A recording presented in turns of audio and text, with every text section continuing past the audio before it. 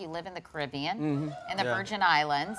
Yeah, I do. I don't get down there as much as I used to, but it's still a huge part of my life. I got a lot of friends there.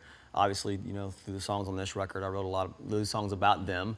And there's some really unusual, creative, free-spirited, mentally insane characters that I just fell in love with. One of the reasons you like the people there so much is either they don't really know who you are, or they don't really care. Well, that's more the latter, you know. So,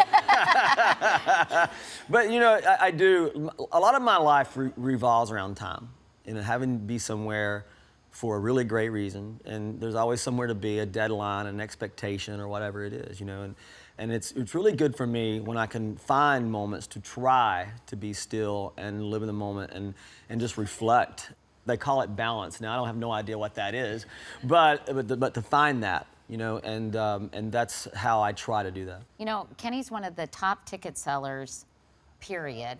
And I'm just curious, how do you, I mean, I was gonna ask you, how do you keep filling the seats night after night after night? You are so hugely popular when you take your act on the road.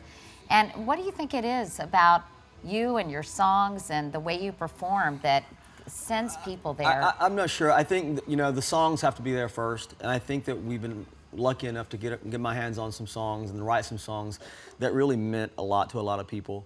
It was important for us, for the people out there that came to the show, to have a great time and to connect with them and to experience raw energy.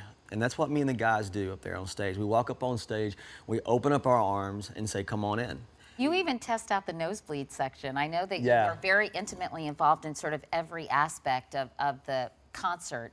And you actually you go up there to see, why do you do that? Especially a stadium show. I will go up to the top and just kind of sit there and be alone and just to listen and to see how far I have to go mentally to touch that person up there, because I know what it looks like from the stage looking up, but I want to know what it looks like from the last row looking down. Because if I can touch that person up there, then our job makes it a lot easier, because everybody from there forward really does.